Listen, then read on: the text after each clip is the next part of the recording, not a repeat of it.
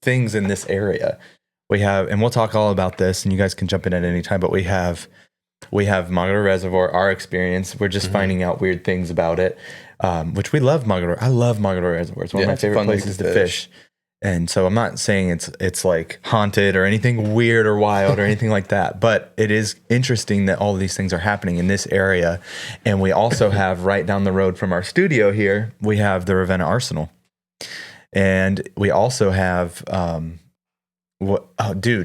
growing up in New Franklin, and I've heard these too, and we'll get into this in a minute. I'm getting ahead of myself, but have you ever heard the booms? I actually heard 3 of them this morning getting ready. Weird. Have you heard the booms? Where? Anywhere in this area, Northeast Ohio. Yes, because there is a training facility. The Ravenna Arsenal. Exactly. And so what I'm saying, we have all of these weird things in this general area that we're at. It made me want to dig into all of these things this episode because it's interesting. That part's not weird for me here. That should be a normal thing that you hear at an Army National Guard. But yeah. Here, hold on. Let me get there. That's normal, right? For our National Guard. What's not normal is there people there 24/7. Yeah. Well, what do you want to... What is I never served in the military, but correct me if I'm wrong. National Guard works on the weekends once a month. So they would have people there, though. Maybe not like in full force, but they would have people at the base consistently. You have to have guard up and stuff like that. But so I don't know. It's strange. There's a lot there. So what do we want to dive into first? The Arsenal or Reservoir history? So I feel like we should start with the Reservoir. Okay. Because I mean that's what started the intrigue. Where we're at. Right. So adjacent to the Arsenal, it's in the area, right? It's not the same area, but it's miles close. within. It's close, and we're all pretty close to each other. So all of these things kind of tie into each other. But the Mogadore Reservoir, I looked into it. It's a man-made by the Huntermen. It's man-made by the Huntermans. No, a man-made structure, a man-made lake created in 1930s by Goodyear Tire Rubber Company. Okay. And it was meant for a water source for their factories. That's why the Mogadore Reservoir was made. But before, it had homes, and it had entire settlements on this area. Okay, so there was like a community that lived here. So where the Mogadore Reservoir is, underneath it, there was a whole history of people just living their lives. Have you looked into the old satellite images? No, the 30s and stuff. Mm-mm. Oh. No, but we can. Would there be satellite images in the 30s? Yes, there is in Portage County. That's Portage County? So Mogadore Reservoir is right on the border of Portage and Summit County. It might be there. So go to Portage County Auditor's website, and then you can search a property. Just you got to find a property, then it'll pull up a map, and you can go through the history and stuff. You lost me. It's all right. Yeah, so that's how I found out a lot of stuff about the 30s, and 50s and 60s here at Mogadore before they built the reservoir. Yeah, you can see the houses and stuff, and then like you click on the current, you see where the water's at versus where the house is. So wild. Yeah, so it's weird the amount of I'll pull it up. Thanks, because I'm not as quick with it as you. I'll ask again 15 minutes about, hey, did you know that the Mogadore Reservoir was once a community, and in the 1930s it had this thing? I'm an online investigator. I can find anything. Awesome. But so Goodyear, that's how we find fishing spots. Goodyear Tire and Rubber Company used this as a water source for their factories before its induction to the area. It comprised homes and roads and even entire settlements. Okay. And so the crazy thing is that this is not a new phenomenon. These things that we've witnessed and experienced, and things coming out. There's been a lot of weird things at Mogadore Reservoir. There's even been there's like eyewitness accounts of this helicopter crash, and also there's submerged structures from what it used to be still in the area. So. Not very many. I couldn't find the exact details, but divers have explored the reservoir and have encountered remnants of buildings and bridges and infrastructure beneath the water surface. And so these submerged structures is like this weird, eerie thing of the past. Okay, and this was stuff is still under the water, and we talked about this a little couple episodes ago of, it's weird that we haven't explored. We've only explored 5% of our oceans. Yeah. So 95% of it is unexplored. Well, this thing is man-made. So this was 100%. Somebody knows exactly what is under this water and what's in the area and what each structure is. Somebody knows. And it's just weird. It's just in sight. This is Mogadore, right? Yeah, that's the reservoir right there. All right, let's go to the 30s. You can keep talking. So it's weird that we know all these things, but do you know anything? Do you know anything about what could this be? There's no, it's crazy. We went into deep topics about this on episode 9, but there's no, specifically our weird camping thing, there's no structure that would make that noise. We've looked up what pumps sound like. We've looked up what drones sound like. We looked up what different things what could it be? What does power line transformers explode? All these things. None the of noise it sounds hearing like it that. now, I know that's not a motor lake, and I know you said it came from overhead, but that's kind of what my engine sounds like when you start it. It's just like That would be hilarious. But But it was weird because it was above us. It sounded like it was above definitely us. coming from overhead. Which it could be like a cove, and we could be hearing it bounce off it's of definitely something. where the launch is a cove, but I don't know. It was coming from overhead. I don't think it was an echo. But there was also no boats or there were not even any cars in the We got something? parking lot. So this was 1951. It was already full of water. Mm-hmm. And can you see it from here? Here's the boat launch. Okay. This is that area, right? Let's go to the 30s. Is it still called? Island right This there. is right now. This is the boat launch, right? And then okay. here's the power line. Yeah. Right there. All right, let's 1937. Whoa, Oh, wow. That's crazy. weird. There's a field. There's a house right there. So that helicopter would have crashed right There's where the house is at. The house is right there. The helicopter crashed right here, right? Okay. There's So, the power lines. really close. Interesting. So, yeah, right in here there is where the helicopter crashed. Huh. But there's a house right there. So the way they made the reservoir too was they dammed off the Little Cuyahoga River and flooded the area, which I mean, it's pretty interesting too when you think about because we're in Northeast Ohio, there would have been Native Americans in the area too that would have used the Little Cuyahoga to go up and down from. Yeah, you can see them. They were under construction on the dam in the 30s. Yeah, that makes sense. Oops. It's really interesting to hear the history of that area too, and to think we fished that. That's weird, man. Yeah, it's weird. Here's them building it. Oh, my goodness. That's crazy. Yeah, it's weird to see because it's that's where we're fishing, and so any of that, there's possibly still stuff under there, Well, there's got to be if there was fields, that means there was probably farming being taking place, which means that they're especially by water like that because the river would have had to gone through there. It did. You can see it running through. Means it was that really wooded area. Again, back to the Native American thing, where there's a river, there's going to be a community because it's a fresh water source. It's travel, it's fish, it's everything. So there probably is Native American settlements under the water too. Now it's going to be just obviously remnants at this point, stone, but that's crazy. Yeah. So it was the reservoir was constructed in 1936 and 1939 by the Works Progress Administration. I just confirmed. Yeah. 37, they were still building. Yeah. So this project led to the displacement of numerous families.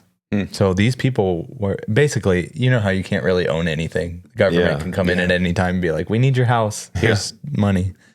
And so that kind of happened. All of these people were displaced. Numerous families and the flooding of several homesteads. Okay. So with the properties being acquired through eminent domain, the creation of the reservoir significantly altered the local landscape, submerging areas that were once bursting with life and community. And this is crazy because this is our fishing place, you know, it's just wild, but it was once somebody's home. But there's lots, and we'll get into this maybe in another episode, another time, but there's so many weird experiences in Mogadore Reservoir. We might cut this, but there's an intriguing. We're not cutting anything. We might. Sean doesn't want to edit. There's a local legend called the Stairway to Heaven. Mm-hmm. I've heard of this. And it's an intriguing local legend. It speaks to the stairway of heaven near Mogadore Reservoir. According to the tale, there once was a family. There was once a family cemetery haunted by a witch, which this is why I want to maybe cut this, but it was believed that at midnight... Shouldn't have told it. I know. That it was believed by midnight that this spirit would... Never mind, let's not do this. I don't want to talk about that. It's weird, creepy. Cut that out. But anyways, it's weird the amount of folklore and different things that have happened in this area. Yeah, there's been a lot of murders and different things as well. And so this is fine to talk about. Witches are real. It's like a religion almost, right? So, I encountered witches. A witch tried to pray for me in Brazil, and it's weird. I laid hands on her and started speaking in tongues, and she started speaking in tongues.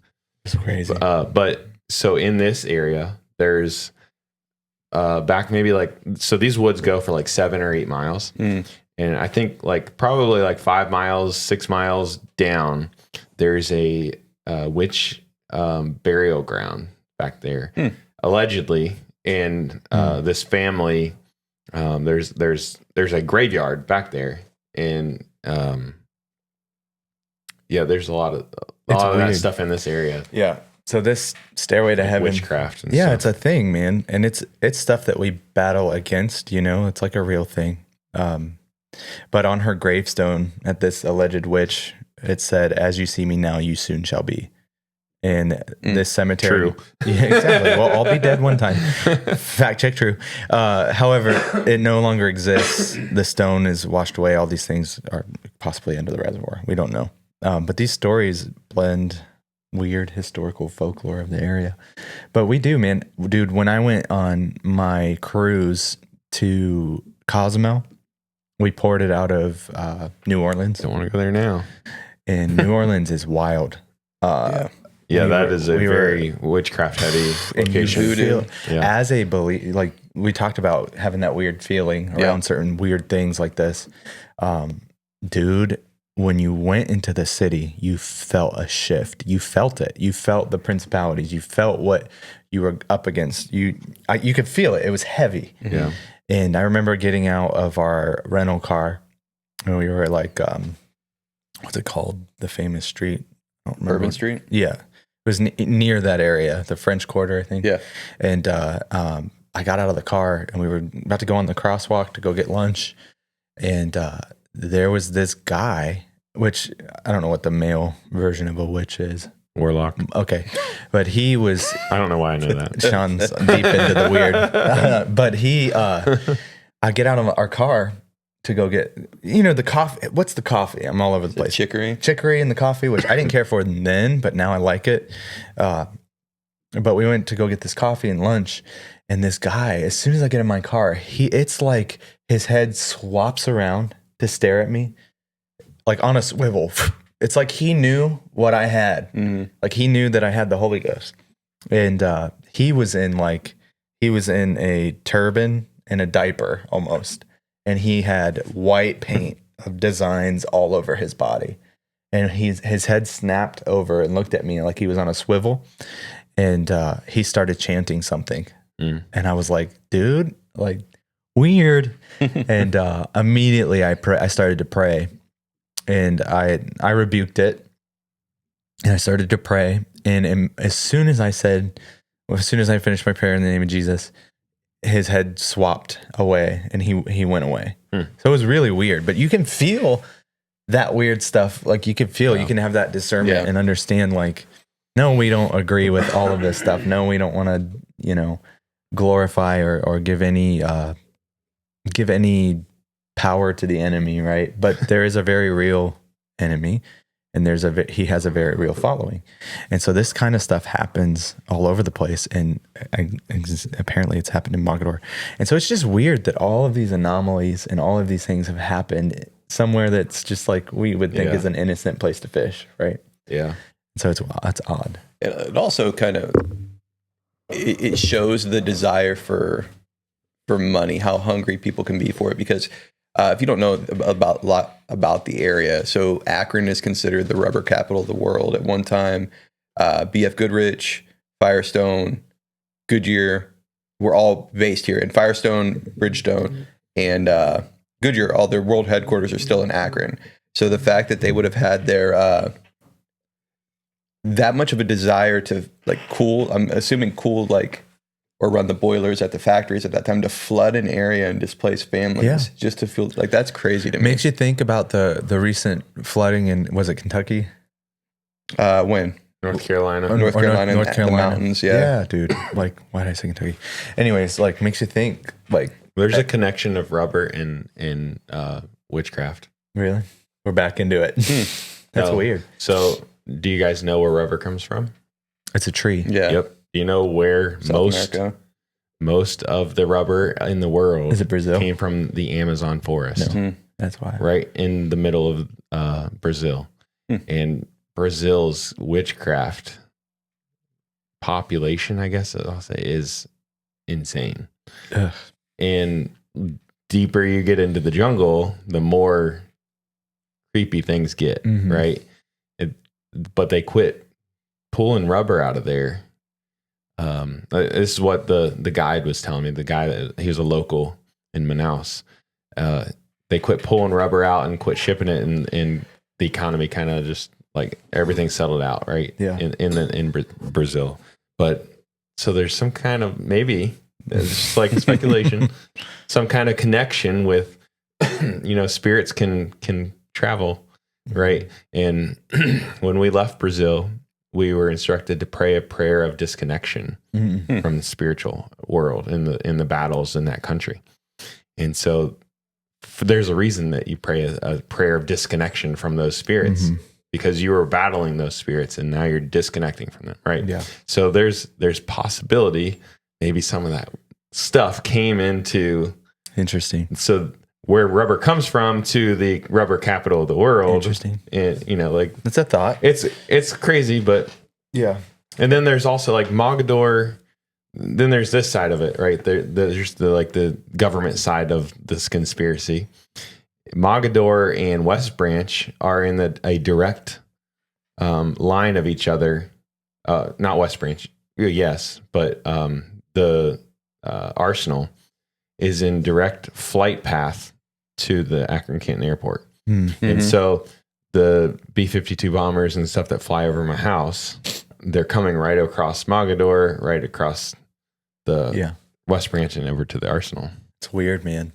It's weird that, it's weird that it's all kind of connected in some way.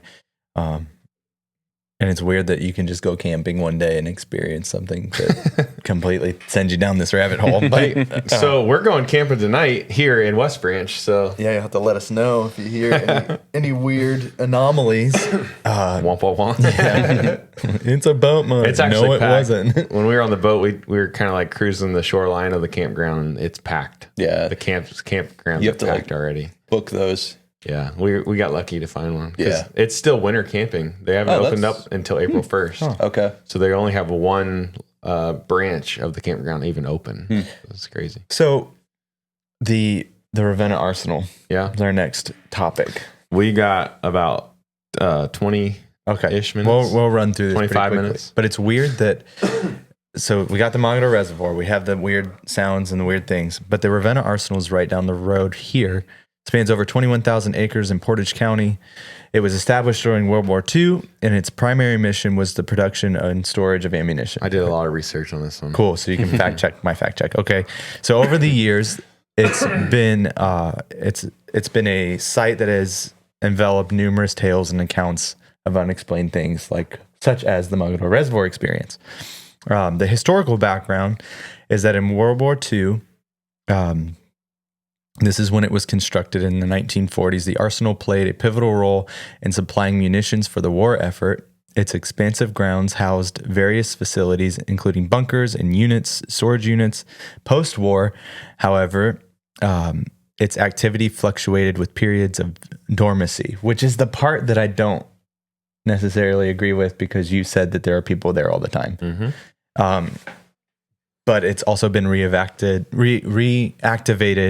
multiple times during conflicts that have rose up throughout our life. Yeah, so they started making. So it's an ammunition plant was as well, and that was the Vietnam as last time it was active as a ammunition plant. Yeah. And then allegedly they cleaned out all the magazines, which are these bunkers that you see on Google Earth, like they're little mounds. And I You can wonder definitely tell there's something there. and I wonder how far those go out. There's a YouTube video, somebody going in and they had a tour, and That you can sounds see super the illegal. opening of the magazine. Like, Oh, okay. So they were allowed to be there? they never showed inside. Yeah, they were allowed to be there, but you could just see the door and stuff, and it's like something's in there, dude. There's like hundreds of these. Yeah.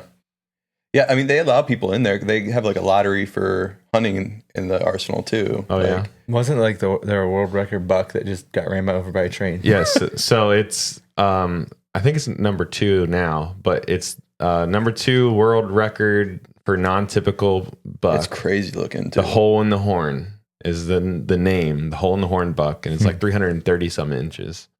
Weird. Yeah, I guess. Well, there's 2 stories. One, it got hit by a train right there, and 2, it was found underneath of the fence. So whatever one. Weird. Interesting.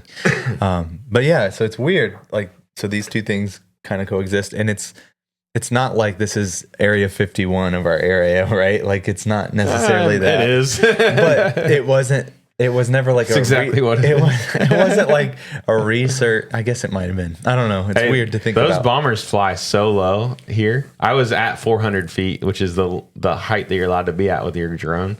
I was at 400 feet when the bomber came flying over, and he was probably at 500 feet. Interesting. Which is that where the helicopter? They're allowed to that? fly there, but not below 400 unless they're landing. Yeah. So you saying it's not Area 51 of this area. How far would a flight be from the Arsenal to Dayton though? Not far. Yeah. Hmm. And Dayton's right, Pat. Yeah. We don't have time for this. Let me see the flight path. Oh boy.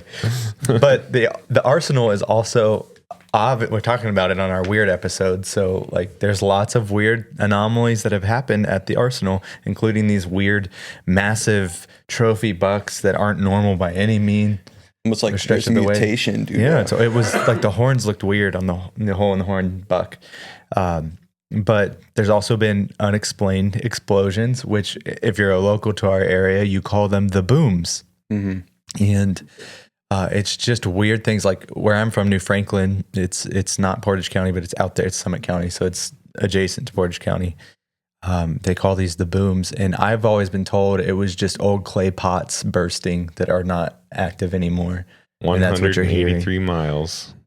Yeah, it's not a The long flight path goes directly over Mogadore Reservoir. Oh, of course it does. Of course, right in the triangle.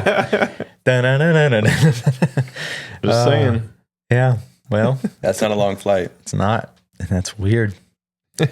So supposedly, at the Roswell crash in the 40s, the things that were recovered were taken from New Mexico to Wright-Patterson. And then to the Ravenna Arsenal To be buried in the magazines. to be buried in Mogadore Reservoir in the flood. It's- So there's a lot of war, not war history, kind of. So I think the guy's name is something Campbell or something. There's a historic plaque or whatever down the road here, like where they settled down there by the bait shop Mhm. and that Arnie's Steakhouse. Yeah. That Route 14 was a army road to Pittsburgh, and this whole area was kind of like, I don't know if it was fought over necessarily, but there was like the guy's Campbell's camp or something like, I wish I was more. I read about all this and it was like really intriguing, the history in this spot right here. So do you know why the Arsenal, the location was picked for this area? Well, you guys keep saying the cloud coverage. And The cloud stuff, cover, yeah. So the cloud cover coming from the Great Lakes is strategic so that there couldn't be heavy satellite images taken, at least at the time. Yeah, the development now of it's the, crazy. Right. The development of the Arsenal, so because of the cloud cover, was like a natural deterrent for satellite imaging. Is it black boxed off on Google Maps? No. No? You That's can, crazy. You can, But it's strange to me that it's not decommissioned. even in the 30s, you can see. That's wild. Like that whole history all through the years, you can see on that Portage County Interesting. Auditor's website. But yeah, it's the cloud coverage. Yet, so you can look it up online. I don't know, Mm-hmm. but the cloud coverage thing was a real thing. Probably more so for aircraft, like right, Yeah. like in case of an invasion or something. Mhm. So, yeah, So my wife she grew up around the Arsenal, like really like her family around the Arsenal, their whole life, and early parts of my wife's life, they're around the Arsenal as well.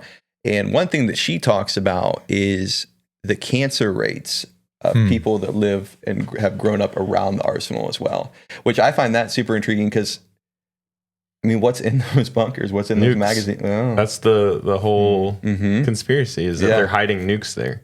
I don't know if it'd And be that would- hiding or just storing them. And now we're gonna get shut down. Well, no, that's but any government ammunitions place is going to store things like that. Like that's not hiding it. It's No, but all right. So classified. there, I have a friend in West Virginia who worked. One of his details in the Marines was protecting nukes, and he talked about. He told me the base. I don't remember the base now, but he told me like there's always somebody there, Mhm. and they're armed all the time, and that's kind of what I think of this place. maybe.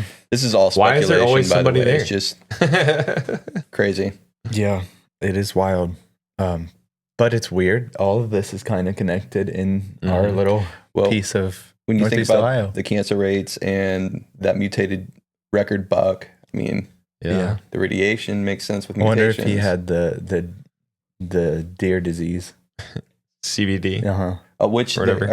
That's not what it's it the is. CWD, chronic wasting disease. I wonder how many Do you in the remember area that? have that. So they said that there were documented a couple taken this season in the area with CWD. But do you remember that deer at Salt Fork? Yeah. Oh, that was.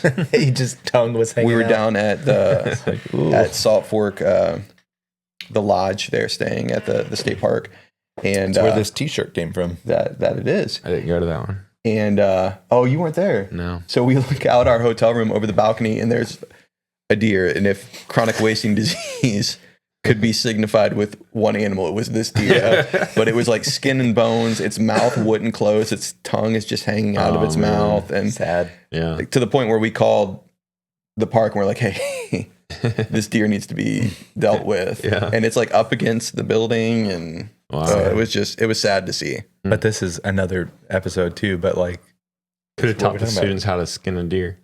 you I wouldn't have eaten that one, but No. Yeah. It's weird. It's weird that all this is like in this Concentrated area. in this area, yeah.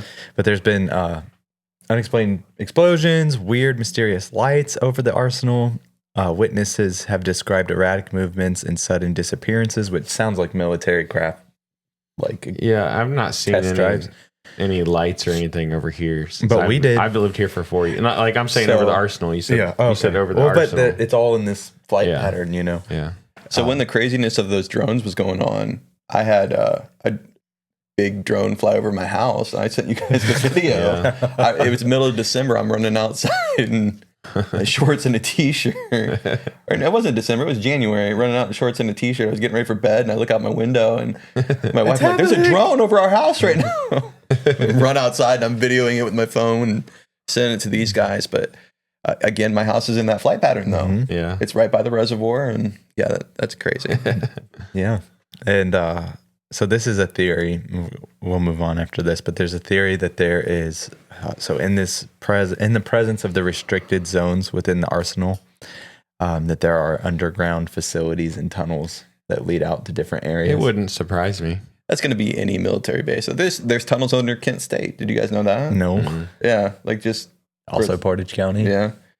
Yeah, you can see like any city that has like steam coming out of the road, like they've got tunnels. Yeah.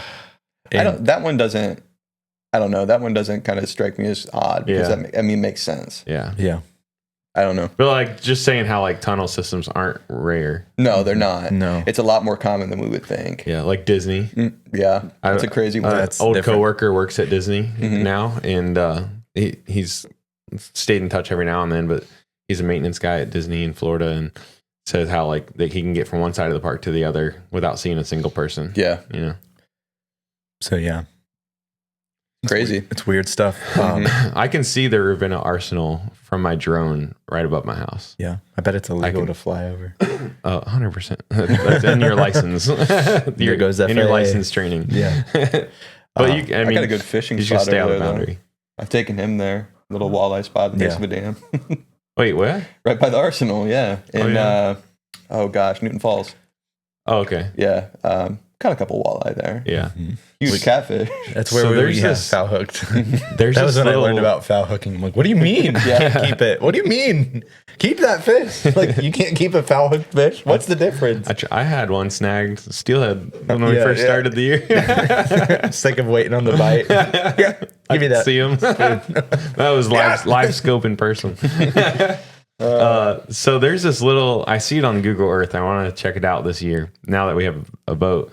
But you can like pull into this cove like that heads like to the north side where the Arsenal's at. Okay. And like towards the train tracks, there's a bank that separates West Branch Reservoir from this little pond that's in the woods. And I just want to take the boat back there and just see what what's this there. pond is Yeah, all about. It's like 9-pound Ravenna Arsenal bass. Mutations. Yeah. Oh, hole in the gill. Yeah. Oh, man. Green, glowing green. Yeah, like, That's what's funny. his name in the ice hole? Doug. It's all coming for full We had to bring that one back. Oh man, but it's fun to speculate about these things because it's all throughout our entertainment, like all these weird things, and Yeah. and it's one of the most fun things to talk about and think about. But it doesn't need to. So this is the thing that I'm big on. Weird stuff, unexplained stuff does not make my faith any different. Right. Right. And I think that's an important, once you start talking about things like this or you hear about things like this, because we're in the end times and you're going to hear and see a lot of weird things that are unexplainable if you don't know. Like a lot of the conspiracy theories and things of our past turned out to be true. And all of those people were looked at like quacks. And so I just think that once stuff starts to come out and once weird things start to happen, people who stick their nose up at it or people who just want to not touch the subject or topic at all have to understand that it's going to be a part of our reality and you have to have a way to navigate that and you can't let it ruin your faith. Yeah. Like, I don't believe in aliens. True, like, to be honest, I don't believe in aliens, but if an alien if a UFO landed above my house and little green people came out of it, it would not affect my belief in Jesus whatsoever. No. I've heard of weirder things in the Bible. Right, exactly. So I don't believe in any of that. And same with the witch talk. Like, we know they're real things. The Bible talks about it. You can't let it ruin your faith, and you can't just not address it if it were to pop up. I believe that God lives outside of time. Mm-hmm. And also, like, maybe not fully, but also, like, I don't see it outside of a possibility that God lives in a different dimension. Yeah. And like, there's portals. You're up that, his alley. What if this triangle in Mogadore is a portal Well, to we somewhere? we talked about the Garden of Eden. Like, Yeah, we found it. It's in Antarctica. No, my genuine thought on that is it's just a different dimension. Yeah. So I think when you throw the term dimension, that's when you throw people off. Because I have tried to have this conversation with my wife all the time. And she's like, you sound crazy. But then I explain it to her and I'm like, we talk about heaven and hell as real places because they are real places. But that would mean that they exist in a different dimension. And when we throw around the word dimension, it makes it sound more science fiction, I think. But I agree with you completely. Like, there's got to be a different dimension that we can't see. The Bible tells us that there's spiritual warfare going on around us all the time that we can't see. A world that exists around us Exactly. that we don't and know about. what is So that? that's a a different dimension. dimension. Yeah. They can see each other. Right. We can't see them. And occasionally our eyes are open to that other dimension. Yeah. How many times biblically do their eyes are open and there's thousands for them. There's more for them than are against them. And I mean, that's a different dimension. That's exactly what that is. That's what the Bible is explaining. It's just when we say dimension, people think science fiction and automatically your credibility is gone. But when you sit and you really talk about it and explain it, that's what it is. Yeah. And the Bible talks about that too with Elisha's servant having his eyes open. Yeah. They were surrounded by the enemy. But in a moment of divine revelation, Elijah prays for his servant that God would let him see what he sees, because God allowed him to see what was really going on. And when the Bible says the scales fell off his eyes, and Elijah and his servant were staying at Dothan, and this is in 2 Kings 6:8-23. And they're surrounded by this giant army coming to attack them, and he gets afraid. Well, dude, when weird stuff happens, guess what happens? You get afraid. You start hearing weird sounds over the reservoir, you get afraid. But Elisha prays in this moment where it feels eerie and weird and uncomfortable, like it's the end for them. He says, open his eyes, and the scales fall off his eyes, and he sees an angel army. Yeah. And there were more for them. Elijah responds saying, don't be afraid. Those who are with us are more than those that are around us. And it wasn't metaphorically. There was a host of angel armies that he couldn't see in that time. Yeah. And God allowed him to see what was going on in that dimension. And I think it's more physical than we think too. Obviously it's a spiritual realm or a spiritual dimension, but I think it can be physical as well. Was it Jacob that wrestled the angel? I mean, he literally wrestled as what should be a spiritual being in the physical. So at what point does that other dimension that's spiritual become physical and can interact with us? And it's crazy to think about. But again, I know I say this every time I come on here, but the Bible is a supernatural book. Yeah. And I think we have to take it at that level and believe what the Bible says is true. Yeah. And God's protection and power are often unseen. Yeah. We don't see what he keeps us from every day. Right. We don't know what he's protecting us from. There's a reason in scripture, whenever an angel appears to somebody, the first thing it says is fear not. Yeah. Because you're seeing something that you're not used to seeing. Right. Yeah. And we looked up in previous episodes accurate angels, biblically accurate angels. But even if they manifested in a way that were more happened to me, I'd be like, if a person, what I imagined. But even if not, even if it's just somebody like we are made in God's image, if it's just a person appears to you out of nowhere, you're going to freak out. You're going to be afraid. And so, but God's protection is often unseen and more powerful than the visible threats that we face. Yeah. And so even the witch that I encountered in New Orleans and the people I've encountered in Mogadore Reservoir and all these things, God's more powerful than that. The weird stuff that goes on in our lives and around us, this unseen battle for our souls that's going on all around us, God's in control. He's powerful. He's more powerful than that. There's more for us than there are against us. There's more for us than there's against us. And it's important you can't just ignore the weird. Right. Yeah. Like that's what it comes down to. You can't just ignore it because it happens.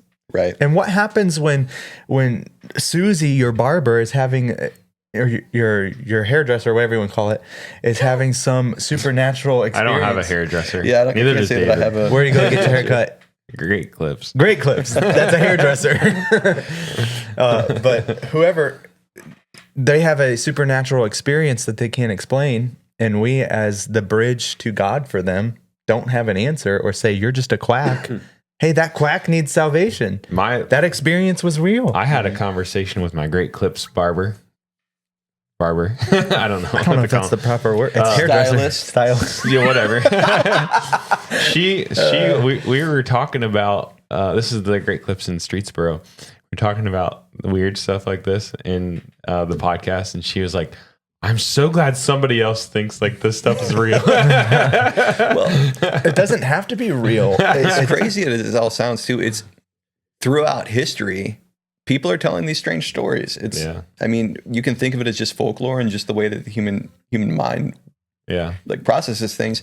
But if something's repeated over and over again, similar stories repeated over and over again, at what point do we have to consider it as factual? The one that the biggest story that stands out in my mind of all the stuff I've just gotten, you guys ruined me. But so I don't have very many stories that I've heard, but the one that stands out the most is the guy that worked, I think it's somewhere outside of Vegas. There's a base out there. You're talking Bob Lazar? I don't know. He was on that Unspoken podcast. Patreon. But but I think he worked at Wright Patterson or something like that. No, you're talking about Bob Lazar. Los Alamos and then Area 51. He was, he told the story that like he was doing something. Somebody was out on the range, right? And they're like, who's out there on the range? And he goes out there with a couple other guys and drives down on the range. And it's like this blue guy. And all of his friends were like, asleep. Mm-hmm. And like the dude, the blue guy, like communicated telepathically. The Blue Man Group. He was communicating telepathically, about, and basically put those other guys to sleep. And he had this whole conversation telepathically with this creature. Like, it is so weird. That's weird. That's the one that stands out. The story that stands out the most to me. But it's we don't have time. Yeah, but it's weird stuff like that happens, and take us home now. Hearing about blue people and telepathic community, you're like, this doesn't line up with the Bible. This is weird. Scroll, skip. God speaks to us telepathically. But that's how God speaks to me. Is that wrong? No. Okay, it's real. Again, you go back to the Bible as a supernatural book, and if you go to the Bible for answers to these crazy questions, you're gonna get answers. They may sound crazy, but we take the Bible as factual truth. Yeah. And if this crazy stuff is going on in the Bible, is it crazy? No, it's not. No. And so that's the point, is don't go so deep in the rabbit hole that you lose your faith and that you start questioning your truths and your doctrine. You don't start questioning God's biblical truths. Yeah. But when you look at the Bible as a whole, it has an answer for everything. Yep. It has an answer for all of these weird experiences. It has the answer. It's our manual. It's what guides our life. And even this, you could magnify this out to every topic and every area of life. The greatest entertainment in the world is in the Bible. The greatest stories ever told are in the Bible. Yeah. The compass for morality is in the Bible. Yeah. The answer to the weirdness is in the Bible. It's all in the Bible. And so that's the point, is that don't lose your faith. Don't lose your faith in the weird, right? God has the answers. All these encounters are normal activities in the Bible. Right. It happens. It happens. You're not wrong. It's in the books. It's in there. But before we end the episode today, if we got out there and we're too weird for you, just listen to another episode. But we enjoy having We need more weird, speculative entertainment things. It's been fun to talk about these things, but we're gonna do overrated, underrated, and then we're gonna do our last cast together. And so, time for overrated, underrated, weird edition. Okay, so. Overrated, underrated, rapid fire. Give me your thoughts on these things. Air travel safety. Now, with the helicopter crashing, and this year, I think I've heard of at least 15 plane crashes nationwide. Personally, I think air travel is overrated. I like the road trips. I like the snacks and the long, family drives and all of these things. I'm not saying I would never be on an airplane. I've been on airplanes. But air travel safety, do we think that it's safe to fly right now, or do we think something's up or something's down? It's safe to fly. Yeah. It worries. My wife has a big interest in flying. My brother-in-law is a pilot. I have a friend of the family that's another pilot as well. It worries me, but overall, I think it's safe to fly. I think that a lot of it it always goes on. The airplane crashes, helicopter crashes. It always goes on. It's just the media selects what's covered. Yeah. I'm not flying. Not right now.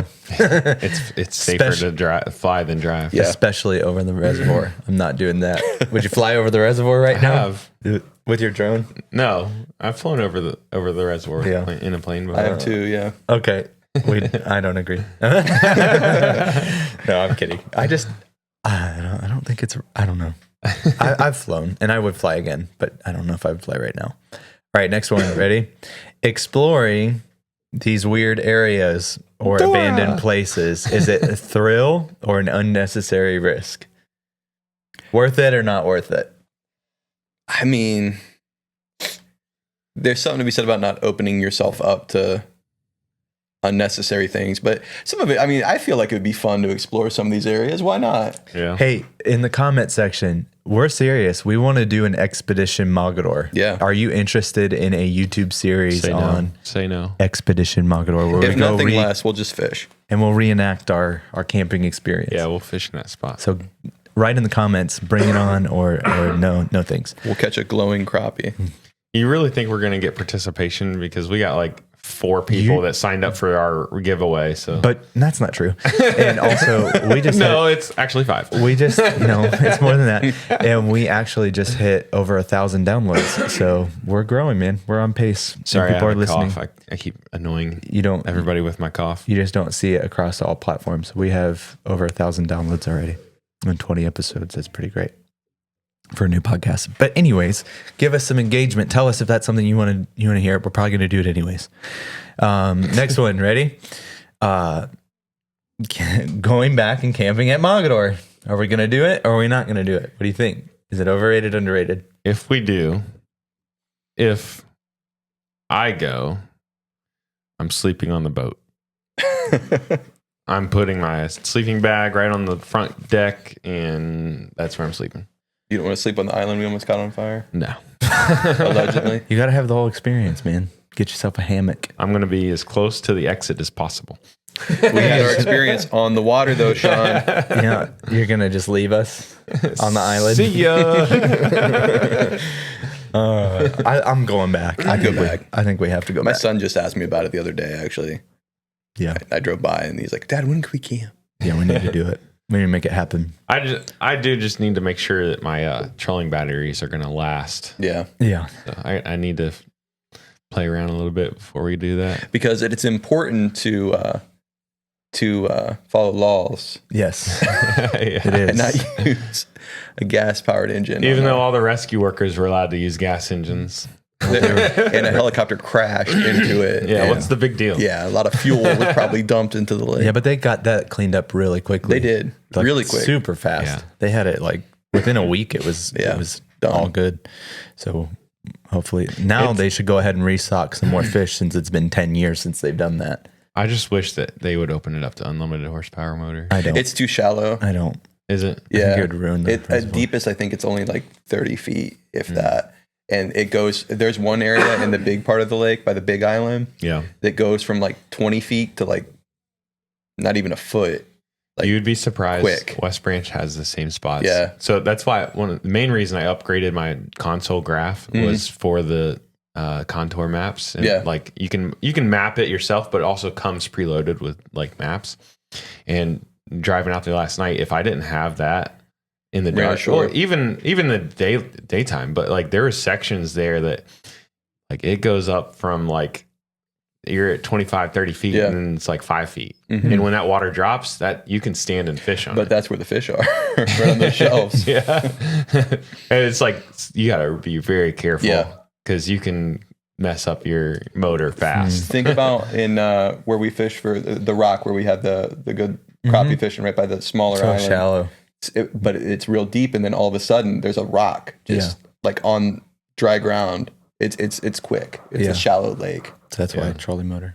Probably more for your safety than it is for Dude, just I boat with a full tank of gas last night and 3 people. And I'm not even allowed to open it up full throttle yet because I'm still breaking the motor in. We were at 4,500 RPMs was the max. We were like 32 miles. 32 miles an hour doesn't sound fast On the water, until that you're quick. up on plane just scooting across. Dude, it's like we're going 100 right now.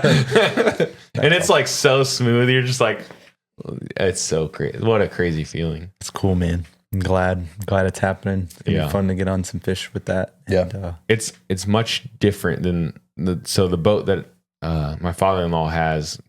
I would take it out all the time on Lake Erie, and it's a deep V, so it handles way different. Yeah. And it never really gets up on plane, and it's like his boat, my father-in-law's boat, you have to stand up and drive because you can't see over the bow because it never will get up on plane. But it's like you can just sit back and relax and see everything. It's so crazy. nice. It's wild. Very We had cool. a picture of the sunset on plane last night. That's on cool. Instagram. It's Showing the flat Earth. That's fun. yeah. On that note, man, this episode's had everything. It's time for last cast, final thoughts. We've had everything in this episode: mystery, history, and faith. Final thoughts, guys. What's your biggest takeaway from this episode? Do more research. Yeah. In fun. Yeah. Nothing spiritual about it. Stay grounded in your faith. That's Absolutely. my takeaway is have fun looking into it, but stay grounded in your faith. Don't let it affect you in your spiritual walk in a negative way. And don't forget, Expedition Mogadore is coming this summer, hopefully.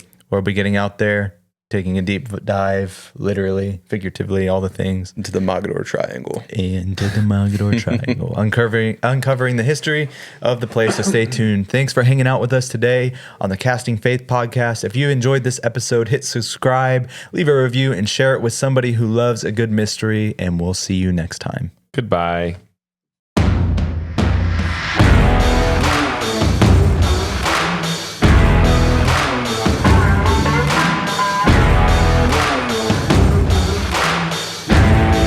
Like, comment, and subscribe.